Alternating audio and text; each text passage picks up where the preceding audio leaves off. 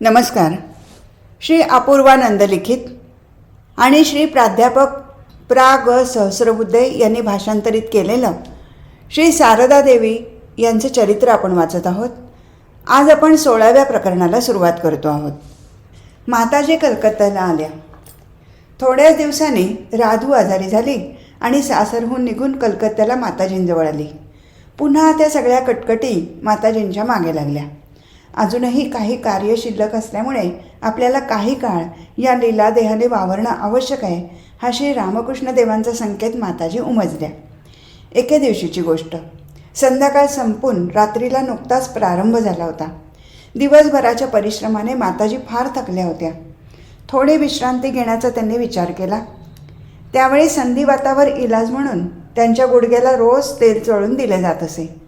अशावेळी एका ब्रह्मचारी सेवकाने एक बाई भेटायला आली असल्याचं सांगितलं. आता आपल्याकडून काही एक होणार नाही अशा भावनेने माताजी म्हणाल्या, हा आणखी कोणाला भेटायला घेऊन आला? हरे राम, बेटी मेले मी आता. असं म्हणून त्या उठून बसल्या आणि भेटीसाठी तयार झाल्या. सुंदर वेशभूषा केलेली, अलंकारले आलेली एक स्त्री आत आली आणि तिने माताजींच्या चरणी मस्तक ठेवून त्यांना प्रणाम केला. तिचे पती अगदी मरणासन्न अवस्थेत होते. डॉक्टरांनी आशा सोडली होती, म्हणून त्या बाई आता आपल्या पतीच्या रोगमुक्तीची भीक मागण्यासाठी माताजींजवळ आल्या होत्या. आपल्या पतीच्या स्थितीचं वर्णन करून त्या म्हणाल्या, आई, एवढी दया कराच माझ्यावर, ते बरे होतील असा आशीर्वाद द्या तुम्ही. माताजी म्हणाल्या, मी काय सांगू बेटी, करते करविते सगळे काही ठाकूर आहेत. त्यांनी दया करून प्रकृती सुधारली तरच ते शक्य आहे. मी त्यांच्या पायाशी तशी प्रार्थना करीन. ती म्हणाली, बस तेवढ्यानेच सगळं ठीक होऊन जाईल. तुमच्या विनंतीचा ठाकूर काय कधी आव्हेर करतील? असं म्हणून माताजींच्या पायावर डोकं ठेवून ती रडू लागली.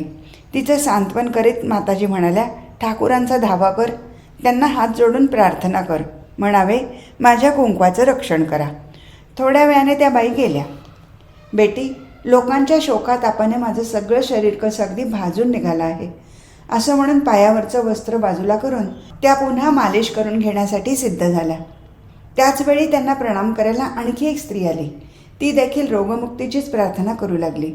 ती गेल्यावर माताजी पुन्हा मालिश करून घेण्यासाठी सिद्ध झाल्या आणि म्हणाल्या, आता कोणीही येऊ, मी काही उठायची नाही. पाहतेस ना बेटी, पाय इतके दुखतायत की पुन्हा पुन्हा उठण्या बसण्याचा त्रास आता सहन होत नाही. त्यात आणखी पित्तामुळे पाठीची अशी दशा झाली आहे. तेल जरा चांगले चोळ बेटी. सेविका तेल चोळू लागली. आधी आलेल्या स्त्री संबंधी माताजी म्हणाल्या, असा कठीण प्रसंग ओढवल्यावर ठाकूरांजवळ आली. त्यांच्यासमोर डोकं ठेवून नवस बोलून गेली असती. त्यासाठी एवढं नटून थटून अत्तर चोपडून तेल माखून कशाला यायला हवं? देवळात का असं जायचं असतं? इथल्या म्हणजे कलकत्त्याच्या सगळ्या गोष्टी विचित्रच आहेत. काही दिवसापासून संधिवाताने पाय धरल्यामुळे रोज गंगा स्नानाला जाणं माताजींना अशक्य झालं होतं. त्या एक दिवसाआड बागबाजारातील राजघाटावर गंगा स्नान करायला जात. लहानपणापासूनच त्यांची गंगेच्या ठाई अनुपम भक्ती होती. गंगातीरी राहणं त्यांना फार आवडायचं. त्या म्हणत, गंगेवरचं वारं जिथवर जातं तिथवरचं सगळं काही पवित्र होऊन जातं. त्या दक्षिणेश्वरी होत्या तेव्हाचा तर प्रश्नच नाही. पण कलकत्त्याला आणि बेलूरला राहत असताना देखील त्यांचं गंगास्नान कधी चुकलं नाही. एक दिवस माताजी गंगास्नानाला गेल्या. बरोबर गोलापमा होत्या आणि आणखी एक भक्तस्त्री होती. माताजी गंगेत उतरल्या न उतरल्या तोच पावसाची भुरभुर सुरू झाली. स्नान आटोपल्यावर घाटावर येऊन त्यांनी पंड्याला केळी, आंबे आणि पैसे दिले आणि म्हणाल्या, ही फळं मी देते आहे, पण दानाचं पुण्य तुम्हालाच मिळो.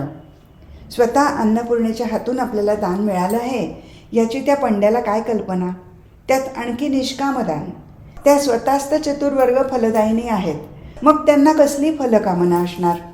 स्नान आटोपल्यावर ओले कपडे त्यांनी भक्तस्त्रीच्या हातात दिले आणि आपल्या हातात गंगाजलाने भरलेल्या तांब्या घेऊन त्या घरी परत आल्या. वाटेत आजूबाजूच्या प्रत्येक वटवृक्षाच्या मुळाशी थोडंसं गंगाजल ओतून त्या प्रणाम करत होत्या. ईश्वर जसा जीवरूपात आहे तसा तो वृक्षरूपातही आहे. माताजी सगळं काही मानत असत. लोकांमध्ये प्रचलित असलेले आचार, स्थानिक रूढी, सगळे धार्मिक आचार नियम सगळं सांभाळून त्यांचे कार्यक्रम चालत. सगळ्यांना पूर्णत्व प्राप्त व्हावं, सगळ्यांना दिव्यदृष्टी लाभावी एवढ्यासाठी तर श्री रामकृष्णांचं आगमन झालं होतं. एकदा एका भक्ताने श्री रामकृष्ण देवांच्या पूजनासाठी सुंदर हार आणला. माताजी आपल्या हाताने श्री रामकृष्णांचं चित्र सजवू लागल्या. ते पाहून वेडी मामी हसली आणि उपरोधाने तिथे बसलेल्या भक्त स्त्रियांना म्हणाली, पहा, आपल्या माताजींची ही रीत, आपल्या पतीला आपण स्वतःच सजवत आहेत, असं ती पुन्हा पुन्हा म्हणत होती आणि पदरात तोंड लपवून हसत होती. हळूहळू शारदीय दुर्गापूजेची वेळ जवळ आली. स्वामी प्रेमानंदाच्या देहत्यागामुळे बेलूर मठातील महामायेचं पूजन यावर्षी होणार नव्हतं. बागबाजारात माताजींजवळ भक्त स्त्री पुरुषांची तोबा गर्दी उडू लागली. महाअष्टमीच्या दिवशी सकाळपासूनच भक्तजन फार मोठ्या संख्येने येऊ लागले. दिवस उगवल्यावर सर्वात आधी स्वामी शारदानंदांनी माताजींना प्रणाम केला. त्यानंतर इतर भक्त स्त्री पुरुष प्रणाम करू लागले. करुणामयी माताजी वराभयदायिनीच्या रूपात बसल्या होत्या. त्यांच्या मुखावर स्मितहास्य विराजत होतं.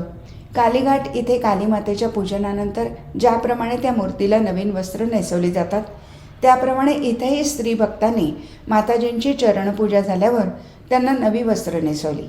माताजी सर्वांना आशीर्वाद देत होत्या. मधून कोणाकोणाशी त्या थोडंसं बोलतही होत्या. यानंतर पुरुष भक्तांची प्रणामाची वेळ आली. ते एक अनुपम दृश्य होतं. स्नान करून शुचिर्भूत आलेले सर्व भक्तजन हातात सुविकसित कमलं इत्यादी फुलं आणि फळं आणि अन्य पूजा साहित्य घेऊन नतमस्तक होऊन पुढे येत होते आणि भावगदगद होऊन मातृचरणाचं पूजन करत होते. माताजी अनेकांच्या डोक्यावर आपला अभयहस्त ठेवून आशीर्वाद देत होत्या. ते एक अतिशय शांत आणि स्वर्गीय वातावरण होतं. माताजींचा आशीर्वाद मिळाला की एक एक भक्त बाजूला होत असे. काही जण ध्यान लागल्यासारखे उभे होते तर काही जण मूलमंत्राचा जप करत होते. हा कार्यक्रम पुष्कळ वेळेपर्यंत चालला. माताजींची ती सौम्य कृपामूर्तीच भक्तांचा ध्यानविषय बनली होती. त्यानंतर भगववस्त्र परिधान केलेली एक स्त्री तिथे आली. पूजा आटोपून उभी राहताच माताजींनी तिला विचारलं, हे काय आहे? अंगावर भगवे कपडे, हातात रुद्राक्षाची माळ, हे सगळं कशासाठी? दीक्षा कुठे घेतली? ती म्हणाली, दीक्षा नाही घेतली. माताजी म्हणाल्या, दीक्षा न घेता किंवा कोणत्याही प्रकारची साधना न करता तू हा वेश धारण केलास, हे तू चांगलं केलं नाहीस. हा वेश एक फार पवित्र वस्तू आहे. तुला ह्या वेशात पाहिल्याबरोबर माझेच हात प्रणामासाठी वळत होते. असं करू नकोस. आधी काहीतरी योग्यता प्राप्त कर. हा वेश पाहून सगळे लोक पायावर डोके ठेवायला येतील. ते नमस्कार स्वीकारायला आधी सामर्थ्य पाहिजे. तेव्हा त्या स्त्रीने माताजींनाच दीक्षा देण्याबद्दल विनवलं. आधी तर माताजी मुळीच तयार नव्हत्या. मग थोडा वेळ स्तब्ध राहून त्या म्हणाल्या, ठीक आहे, पाहू पुढे. गौरीमा आपल्या आश्रमातील मुलींना घेऊन आल्या. सगळ्यांनी माताजींची चरणपूजा केली. दर्शन आणि प्रणाम अखंड चालू होते. हळूहळू मध्यान्हीच्या नैवेद्याची वेळ येऊन ठेपली. तेवढ्यात कुठून तरी फार दूरच्या गावाहून 30 पुरुष आणि 3 स्त्रिया अशी मंडळी माताजींच्या दर्शनाला आली. ते सगळेजण अगदी निर्धन दिसत होते. अंगावरील वस्त्राव्यतिरिक्त दुसरं काहीही त्यांच्याजवळ दिसत नव्हतं. भीक मागून त्यांनी आपला प्रवास खर्च जमवला होता आणि अशा रीतीने ती मंडळी इतक्या दूर आली होती. त्यांच्यापैकी एक जण माताजींजवळ बसून हळूहळू खूप लांबलचक हकीकत सांगू लागला. माताजीही त्यांचं म्हणणं लक्षपूर्वक ऐकत बसल्या. तो अशा शांतपणे गोष्टी सांगत होत्या की त्याच्या गोष्टी कधीच संपणार नाहीत असं वाटत होतं. इकडे नैवेद्याची वेळ होऊन गेली होती. माताजीच नैवेद्य दाखवणार होत्या. सगळे लोक अधीर झाले होते. शेवटी एका सेवकाने त्या आलेल्या मंडळींना म्हटलं, आणखी काही सांगायचं असल्यास खाली जाऊन कोणातरी महाराजांना सांगा की. परंतु माताजींनी लगेच दटावलं. वेळ झाला म्हणून काय झालं? त्यांच्या सगळ्या गोष्टी तर ऐकून घ्यायलाच हव्यात. माताजींनी शांतपणे त्यांचं सगळं म्हणणं ऐकून घेतलं. मग अगदी हलक्या आवाजात त्याला गुह्य उपदेश दिला. त्या भक्ताच्या पत्नीलाही माताजींनी आपल्याजवळ बोलवून घेतलं. ते भक्त मोठे भाग्यवान होते. त्यांना स्वप्नात दर्शन घडलं होतं आणि मंत्र मिळाला होता. म्हणूनच माताजींनी सगळा स्वप्नवृत्तांत ऐकून घेतला आणि त्यांचं समाधान केलं. त्यांना अनेक आशीर्वाद दिले. राधूची प्रकृती पुन्हा बिघडली. त्यात आणखी तिला दिवस गेले होते. दिवस रात्र ती पडून राहायची. झोप मुळीच यायची नाही. नुसती तळमळत असायची. कोणताही आवाज तिला सहन होत नसे. जरा काही आवाज ऐकला की तिची छाती धडधडू लागे आणि फार वेदना होऊ लागत. माताजींना तिची मोठीच काळजी वाटू लागली. औषध योजना चालू होती पण गुण काहीच येत नव्हता. कलकत्त्याजवळ कुठेतरी निर्जन ठिकाणी तिला घेऊन राहावं असा विचार सुरू झाला. एके दिवशी सहज बोलता बोलता माताजी म्हणाल्या, हे वर्ष मठाला फारच वाईट चाललं आहे. माझे बाबूराम, देवव्रत, सचिन सगळे निघून गेले. देवव्रत महाराजांच्या शरीरत्यागाच्या काही दिवस आधी स्वामी ब्रह्मानंदांना उद्बोधन इथे असता एका सूक्ष्म देहाचं दर्शन घडलं होतं. त्यावरून माताजी म्हणाल्या, ठाकूरांनाही असंच पुष्कळसं दिसत असे. एक दिवस ते राखालला बरोबर घेऊन वेणीपालच्या बगीचात गेले. ते बगीचात फिरत असताना एक पिशाच्च येऊन त्यांना म्हणालं, तुम्ही इथे का आलात? आम्ही सगळे भाजून निघालो आहोत. तुमचं वारंसुद्धा आम्हाला सहन होत नाही. तुम्ही इथून निघून जा. बरोबरच होतं. ठाकूरांचं तेज, त्यांच्या अंगावरचं वारं त्या मंडळींना कसं सहन होणार? ठाकूर हसत हसत तिथून निघून गेले. त्यासंबंधी ते कोणाजवळ काही बोलले नाहीत. खाणं पिणं आटोपल्यावर ते त्याच रात्री गाडीने दक्षिणेश्वरी परत आले. एवढ्या रात्री गाडीचा आवाज जवळजवळ येत चालल्याचं ऐकून मी तो कान देऊन ऐकू लागले. ठाकूर राखालशी बोलत होते. ते ऐकताच माझ्या मनात विचार आला, देवा रे देवा, ते जर न जेवता खाता आले असतील तर एवढ्या रात्री मी आता त्यांना खायला काय देऊ? इतर दिवशी सांजा किंवा तसाच काहीतरी पदार्थ मी घरात ठेवत असे, कारण ते केव्हा खायला मागतील याचा काही नेम नसे. त्या रात्री ते येणार आहेत असं माहीत नसल्यामुळे मी काहीच शिल्लक ठेवलं नव्हतं. मंदिराचे सगळे दरवाजे बंद झाले होते. रात्री 1चा सुमार असेल. ते टाळ्या वाजवत भजन करू लागले. कसा कोणास ठाऊक, पण त्यांनी आपल्या खोलीचा दरवाजा उघडला. मी म्हटलं, अगं यदूची आई म्हणजे मोलकरीण, आता कसं होणार? त्यांनी ते ऐकलं आणि माझ्या स्थितीची त्यांना कल्पना आली. आपल्या खोलीतूनच ते मोठ्याने म्हणाले, तुम्ही काळजी करू नका, आम्ही जेवून खाऊन आलो आहोत. भक्त म्हणाला, आई ते पिशाच्च मूर्खच होतं असं म्हणावं लागेल. ठाकूरांजवळ मुक्ती मागायची सोडून त्यांना त्याने निघून जायला सांगितलं. आई, त्या पिशाच्याने असं का बरं केलं? माताजी म्हणाल्या, ठाकूराचं दर्शन घडल्यावर मग मुक्ती मिळायचं, आणखी काय बाकी राहिलं? नरेंद्रने मद्रासला एका पिशाच्याला पिंडदान करून मुक्त केलं होतं. एके दिवशी एका संन्यासी बालकाने आपल्या हृदयातील व्यथा माताजींजवळ सांगितली आणि विचारलं, आई, भगवंताची प्राप्ती कशानं होते? काय पूजा, जप, ध्यान आदींनी होते? करुण कोमल स्वरात माताजी म्हणाल्या, नाही, ह्यापैकी कशानेही होत नाही. संन्यासी म्हणाला, जप ध्यान वगैरे कशानेही नाही? नाही, कशानेही नाही. संन्याशाने चकित होऊन विचारलं, काय अगदी कशानेही नाही? माताजी म्हणाल्या, नाही, अगदी कशानेही नाही. ते ऐकून संन्यासी महाराज हताश झाले. मग भरल्या आवाजात त्याने विचारलं, तर मग भगवंताची प्राप्ती कशाने होते? माताजी म्हणाल्या, केवळ त्याच्या कृपेने. तरीसुद्धा जप, तप, ध्यान हे करायलाच हवं. ते केल्यामुळे मनाचा मळ धुवून निघतो. पूजा, जप, ध्यान सगळं काही करायला हवं. फूल हाताळल्याने त्यातून जसा सुगंध बाहेर निघतो, चंदन घासल्यामुळे जसा त्यातून सुगंध बाहेर निघतो, त्याप्रमाणे भगवत तत्वाची चर्चा करता करताच तत्त्वज्ञानाचा उदय होतो. वासनाशून्य जर होऊ शकलात तर भगवंताचा लाभ काय तात्काळ होऊ शकतो. आणखी एकदा अनन्य शरणागतीविषयी बोलताना माताजी म्हणाल्या होत्या, बेटा, कितीही जप केल्याचं म्हण की पुण्यकर्म केल्याचं सांग, त्याचं काहीही महत्त्व नाही. महामायेने जर वाट मोकळी करून दिली नाही तर मग कोणाचंही काही सामर्थ्य चालत नाही. म्हणून हे प्राण्या, शरण जा, अनन्य भावाने शरण जा, तेव्हा दया येऊन महामाया वाट देईल. याच वेळी श्री रामकृष्णदेव कामारूपुकूरला असताना घडलेल्या एका घटनेचा त्यांनी उल्लेख केला. एकदा काय झालं, ज्येष्ठाचा महिना होता. एक दिवस दुपारी कामारूपुकूरला खूप पाऊस पडला. शेतं, अंगणं सगळी पाण्याने भरून गेली. मांगाच्या झोपड्यांच्या जवळून जाणाऱ्या रस्त्याने ठाकूर शौचाला जायला निघाले होते. गुडगा गुडगा पाण्यातून ते चालले होते. तिथे मागूर जातीचे मासे आलेले पाहून पुष्कळ लोक काठ्या घेऊन मासे मारत होते. एक मागूर मासा ठाकूरांच्या पायाजवळ फिरू लागला. ते पाहून ठाकूर म्हणाले, अरे, त्याला नका रे मारू कोणी, तो शरण येऊन माझ्या पायाजवळ फिरतो आहे. कोणाला जर शक्य असेल तर ह्या माशाला पकडून त्याला हालदाराच्या तलावात सोडून द्या. मग ते स्वतःच त्या माशाला हालदाराच्या तलावात सोडून आले आणि घरी येऊन म्हणाले, असा जो कोणी खरोखर शरण येईल त्याचंच संरक्षण होऊ शकेल. एकदा आपल्या जन्मतिथीच्या दिवशी माताजी कलकत्त्याला होत्या. कलकत्त्यातील आणि आसपासच्या भक्तांच्या हृदयात विमल आनंदधारा उफाळून वाहू लागली. आता आपल्याला साक्षात शिवानीच्या चरणाची पूजा करायला मिळणार या कल्पनेने त्यांच्या हृदयात आनंद लहरी नाचू लागल्या. बाग बाजारातील माताजींच्या निवासस्थानी त्यांची जन्मतिथी निमित्त पूजा मोठ्या थाटामाठाने साजरी झाली. अनेक भक्तांनी माताजींचं दर्शन घेतलं आणि ते माताजींच्या चरणस्पर्शाने धन्य झाले. माताजींनी सर्वांना अगदी अंतःकरणापासून आशीर्वाद दिले. कृपामाई माताजींच्या कृपेला जणू भरती आली होती. सगळ्यांनी माताजींची चरणपूजा केल्यानंतर माताजी एका सेवकाला म्हणाल्या, फुलांच्या परडीत जी फुलं उरली आहेत ती घ्या. त्यांना चंदन माखा आणि जी मुलं येऊ शकली नाहीत त्यांच्या वतीने वाहा बरं. सेवक त्यांच्या चरणी पुष्पांजली वाहू लागला आणि माताजी त्याला राखाल, तारक, खोका आदी बालकांची नावे सांगू लागल्या. शेवटी जिथं कुठं जी कोणी मुलं असतील त्या सगळ्यांच्या कल्याणार्थ उरलेली फुलं वाहण्यात आली. त्यांच्या चरणी ज्यावेळी फुलं, बिल्वपत्र आदी वाहिली जात होती त्यावेळी माताजी डोळे मिटून बसल्या होत्या आणि बालकांना मंगल आशीर्वाद देत होत्या. जगाच्या कल्याणासाठी प्रभूची प्रार्थना करत होत्या. माताजींची ती दक्षिणामूर्ती ज्यांनी पाहिली त्यांच्या ती सदैव ध्यानात राहिली आहे. महनमंगला मातेच्या जन्मतिथीनिमित्त उत्सव चालू होता. भक्तजनांनी अनेक पदार्थ आणले होते. अधिकांश लोकांनी त्यांच्या चरणी रुपये वाहून त्यांना प्रणाम केला. नवनवीन वस्त्रांचं, तरतरेच्या फळांचे आणि मिष्टान्नाचे आणि इतर अनेक वस्तूंचे ढीगच्या ढीग लागले. एक निर्धन भक्त फाटके कपडे घालून आला आणि एक हिरडा अर्पण करून त्याने माताजींना प्रणाम केला. माताजींनी त्याच्या मस्तकावर हात ठेवून त्याला विपुल आशीर्वाद दिले.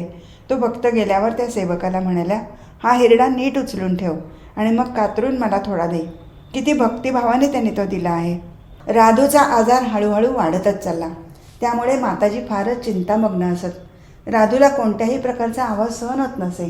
म्हणून तिला घेऊन त्या निर्जन भागात असलेल्या निवेदिता विद्यालयाच्या वसतिगृहात काही दिवस राहिल्या. एकांत स्थळ असावं या दृष्टीने एक दिवस बेलूर मठाचीही गोष्ट निघाली. पण राधू आता कलकत्त्याला राहायला तयार नव्हती. ती म्हणे, मला गावी घेऊन चला. गावात शहरासारखा गोंधळ गलबला नसतो हे खरं आहे, पण तिथे डॉक्टर वैद्यांचं सहाय्यही नसतं. राधू तर अगदी अधीर झाली होती. मला गावी घेऊन चला, मला गावी घेऊन चला असा तिने एकसारखा लकडा लावला. शेवटी निरुपाय होऊन माताजींनी गावी जाण्याचं ठरवलं. 27 जानेवारी इसवी सन 1919 रोजी सेवक सेविका यांना घेऊन आपल्या सहचरीसह त्या जयराम वाटीला जाण्यासाठी निघाल्या. वाटेत विष्णुपूरला एक दिवस थांबून 29 जानेवारीला रात्री त्या कोआलपाडा इथे पोहोचल्या. 1-2 दिवस कोआलपाडा इथे विश्रांती घ्यावी आणि मग जयराम वाटीला जावं असा विचार होता. पण हे स्थान अगदी हवं तसं एकांतात होतं. राधूलाही तिथे उत्तम झोप येऊ लागली. म्हणून राधूने तिथेच राहण्याची इच्छा दर्शवली. माताजींनीही अनुमती दिली आणि मग जवळजवळ 6 महिने त्यांचं कोआलपाडा इथे राहणं झालं. जगदंबा आश्रमापासून थोड्या अंतरावर एका निर्जन घरात राधूच्या राहण्याची व्यवस्था करण्यात आली. या घराच्या तिन्ही बाजूंनी नागफणीचं वन होतं. तिथल्या मुक्कामात माताजी प्रायः अंतर्मुख असत. त्यांच्याकडे पाहताच असं वाटत असे की त्या प्रगाढ ध्यानात मग्न असाव्यात. राधूची सेवा, साधू संतांबरोबर ईश्वर चर्चा हे सगळं चालूच होतं. पण एकीकडे अंतःकरणाच्या अगदी आतल्या दालनात भगवत भावनेचा अविरत विलास चालू होता. त्या सदा उदासीन असत. जणू कशाविषयी आसक्ती उरली नव्हती. केवळ केली पाहिजेत म्हणून सगळी कामं त्या यंत्रासारख्या करत होत्या. काही दिवसानंतर त्या सेवकाला म्हणाल्या, माझ्या मनाची आजकाल कशी अवस्था झाली आहे पहा. मनात जो विचार येतो तेच घडते, मग ते चांगलं असो की वाईट असो. इथे एकांत असल्यामुळे राधूला या अरण्यात राहणं फार आवडतं. पण शेवटी अरण्य असते. एखाद्या दिवशी कुठून अस्वल बिस्वल न येऊ. सेवक म्हणाला, आई इकडे तर अस्वल कधी फिरकल्याचं कोणी पाहिलं नाही. त्यानंतर 1-2 दिवसांनी 1 मैल दूर असलेल्या देशडाच्या मैदानात शेण गोळा करणाऱ्या एका म्हातारीला अस्वलाने ठार केल्याची बातमी आली. नंतर त्या अस्वलाला गोळी घालून मारण्यात आलं. त्या दिवशी संध्याकाळी त्या सेवकाला म्हणाल्या, अस्वलाची हकीकत ऐकलीस का? त्याने म्हणे, अंबिकाच्या म्हणजे जयराम वाटीतील रखवालदाराच्या सासूला ठार मारलं. तू तर म्हणत होतास की इकडे अस्वलं नसतातच. एक दिवस माताजी सेवकाशी बोलत बसल्या होत्या. दक्षिणेश्वर इथे घालवलेल्या आनंदमय काळाच्या गोष्टी चालल्या होत्या. तोच एक सेविका सेवकाला उद्देशून म्हणाली, ऐकलंस दादा, आज दुपारी मी आणि आई अशाच बसलो होतो. सगळीकडे अगदी शांत होतं. आई सांगत होत्या, गेले काही दिवस नेमका ह्याच वेळेला कुठून तरी 2 कावळे येत होते आणि या झाडावर बसून जोरजोराने ओरडत होते. तो आवाज ऐकून राधू खूप चिडायची, पण अलीकडे ते येईनासे झाले आहेत. ते कुठे गेले सांग बरं. आई असे म्हणतात ना म्हणतात तोच ते दोन्ही कावळे झाडावर येऊन बसले आणि कावकाव करू लागले. ते ऐकून माताजी हसल्या आणि म्हणाल्या, होय असं झालं खरं. माताजींच्या त्या निर्जनवासात देखील अनेक कृपाभिलाषी भक्त दूरदूरून सारखे येत असत. त्यांच्या येण्याने निर्जन कोआलपाडा देखील लोकांनी गजबजून गेलं. संन्याशांचे आणि भक्तांचं येणं जाणं सारखं चालू असे. पुरुषांच्या जेवण्या राहण्याची व्यवस्था आश्रमात करण्यात आली होती आणि स्त्रियांची जगदंबा आश्रमात. दोन्ही ठिकाणी रोज जवळजवळ 40 पान उठत असे. माताजी कधीही कोणाला बिनमुख जाऊ देत नसत. त्या न मागता कृपा करत आणि दीक्षा देण्याचा त्यांचा सपाटा पाहून असं वाटायचं की जणू त्या आता मानवी देहातील लीला संपवण्याच्याच बेतात असाव्यात. बराच काळ त्या गंभीर आणि भावमग्न असत. जणू एका हाताने त्या राधूचं सेवेचं कार्य करत होत्या, योगमायेचं मायाजाल सावरत होत्या आणि दुसऱ्या हाताने ती चिरंतन माया दयार्द होऊन कृपा वितरण करत होती. कधीकधी आसीमाकडे दृष्टी लावून त्या विमनस्क स्थितीत बसून राहत. त्यावेळी त्यांना कसलंच भान नसे. एक राजकीय कैदी पोलिसांच्या नजरकैदेतून सुट्टाच कोआलपाडा इथं माताजींजवळ आला. संध्याकाळची वेळ होती. आईची आपल्यावर कृपा व्हावी अशा आतुर हृदयाने तो तिथे आला होता. त्यावेळी आश्रमावर देखील पोलिसांची करडी नजर असे. कोण येतो जातो याची ते रोज माहिती ठेवत असत. माताजींनी त्याची सगळी हकीकत ऐकून घेतली. त्या तरुणाची तळमळ आणि निष्ठा पाहून त्यांना त्याची दया आली. पण प्रश्न असा होता की त्याला रात्री कुठे ठेवायचं. पोलिसांच्या अत्याचाराच्या भीतीने आश्रमाचे अध्यक्ष त्याला आश्रमात ठेवून घेऊ शकत नव्हते. माताजींनी सेवकाला बोलवलं आणि म्हटलं, खरोखर तो मुलगा किती कष्ट सोचून आणि व्याकुळ अंतःकरणाने आला आहे. त्याची आजची रात्र गावात राहण्याची कुठे व्यवस्था जमवू शकलास तर पहा. उद्या सकाळी त्याला मी दीक्षा देईन आणि इथून जायला सांगेन. माताजींच्या इच्छेप्रमाणे तशी व्यवस्था करण्यात आली. दुसऱ्या दिवशी सकाळची गोष्ट. माताजी आपल्या सेवकासह आश्रमातून निघून राधूच्या घराकडे चालल्या होत्या. तो तरुण स्नान करून आला आणि तिथे मैदानातच माताजींजवळ येऊन उभा राहिला. माताजींच्या सांगण्याप्रमाणे जवळच्या तलावातून तो एक पेलाभर पाणी घेऊन आला. त्या मैदानात आसन कुठून मिळणार. जवळच गवताची गंजी होती. तिकडे बोट दाखवून माताजी सेवकाला म्हणाल्या, 2 पेंड्या आणून टाक बरं, त्यावर आम्ही दोघे बसू. त्या तरुणाला जवळ घेऊन माताजी त्या गवतावर बसल्या. सेवकाला त्यांनी जरा दूर उभं राहायला सांगितलं. मग आचमन करून त्यांनी त्या तरुणाला दीक्षा दिली. एकदा कलकत्त्याला जाण्यासाठी माताजी विष्णुपूर स्टेशनवर गाडीची वाट पाहत बसल्या होत्या. कोण जाणे कुठून एक पश्चिमेकडील प्रांतातील मजूर तिथे धावत आला आणि त्याने माताजींच्या चरणी लोटांगण घातलं. अश्रू डाळत तो म्हणाला, तुम्ही माझ्या जानकी माता आहात. कितीतरी दिवसापासून मी तुम्हाला शोधत फिरत आहे. इतके दिवस तुम्ही कुठे होता. त्याने बहुधा श्री जानकी देवीला स्वप्नात पाहिलं असावं आणि ती स्वप्नात पाहिलेली देवीच आता त्याच्यासमोर मूर्तिमंत उभी होती. माताजींनी त्याला शांत केलं आणि एक फूल घेऊन यायला सांगितलं. तो धावत गेला आणि फूल घेऊन आला. ते त्याने माताजींच्या चरणकमली वाहिलं. माताजींनी लगेच त्याला मंत्र दिला आणि त्याचे मनोरथ पूर्ण केले. जयरामवाटीत असता माताजी एकदा छपराखाली उभ्या होत्या. भक्तगण येत होते आणि प्रणाम करत होते. शेवटी एक भक्त आला. माताजींचे पुण्यप्रद चरण धरून तो एखाद्या अबोध बालकासारखा रडू लागला. आईला बालकाची व्यथा समजली. त्याने इतरांना तिथून जाण्याविषयी खुणवलं आणि त्याला तिथल्या तिथे उभ्या उभ्याच मुक्तिमंत्र दिला. लोकांच्या झुंडीच्या झुंडी मुक्तिमलयाचा अमर स्पर्श प्राप्त करत होत्या. तिथे पात्र अपात्राचा किंवा देशकालाचा काही एक भेदभाव नव्हता. क्षेमकरी मातेच्या हृदयात जणू कृपेची भरती आली होती. ती भरतीची लाट सगळ्यांना अमृतसागराच्या खोल खोल भागात घेऊन जात होती. महेश भामिनी पार्वती देवी ह्या खेपेला करुणारूपिणी होऊन आल्या होत्या.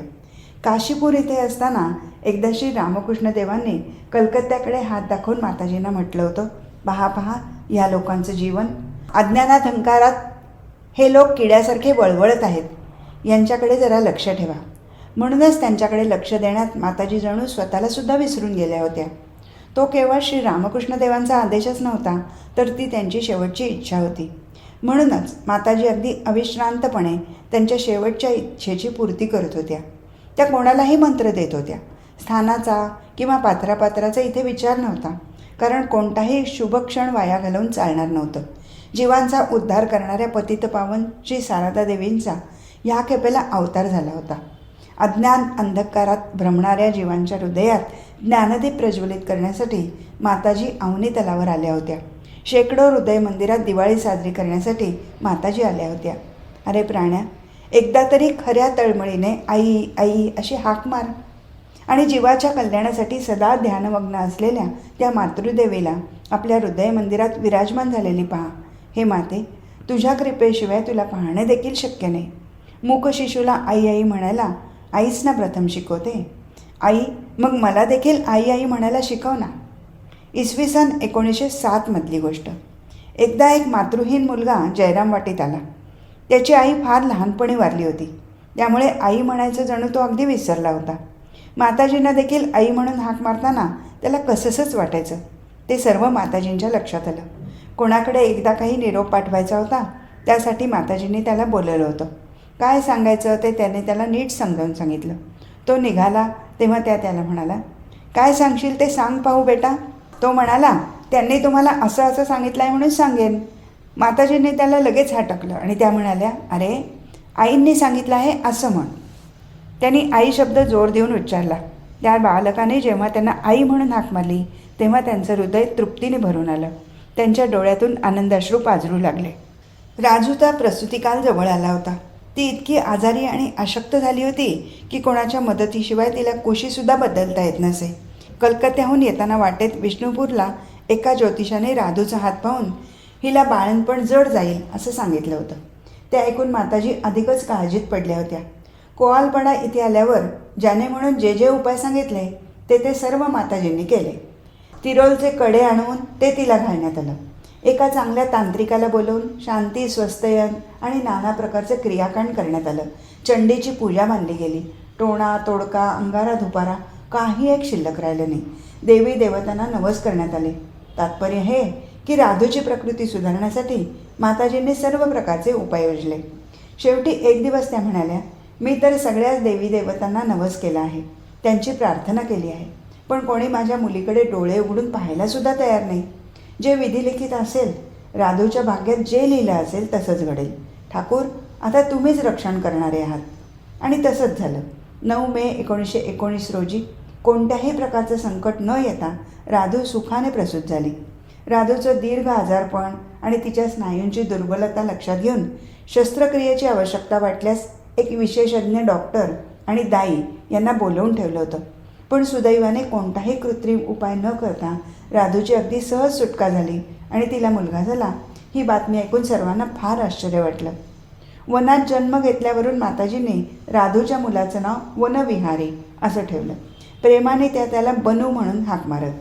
बाळंतपणानंतर राधूचं शरीर अधिकच थकलं. ती जशी काही अंथरुणालाच खेळली. त्यामुळे आता राधूबरोबर बनूचीही सेवा शुश्रूषा करण्याची जबाबदारी माताजींवर येऊन पडली. जवळजवळ 19 वर्षापूर्वी त्यांनी जसं राधूला आपल्या मांडीवर उचलून घेतलं होतं तसंच आता त्यांना बनूला उचलावं लागलं. योगमायेची लीला, दुसरं काय म्हणायचं. इकडे माताजींची स्वतःची प्रकृती हळूहळू ढासळत होती. कोणतीही अधिक जबाबदारी उचलण्याचं सामर्थ्य आता त्यांच्या ठिकाणी राहिलं नव्हतं. तरी देखील त्यांनी पुन्हा योगमायेचा आश्रय घेतला. वेडी मामी सुरबाला, राधू, बनू या तिघांनी मिळून माताजींच्या अवतीभोवती जणू मायेचं घट्ट जाळं विणलं होतं.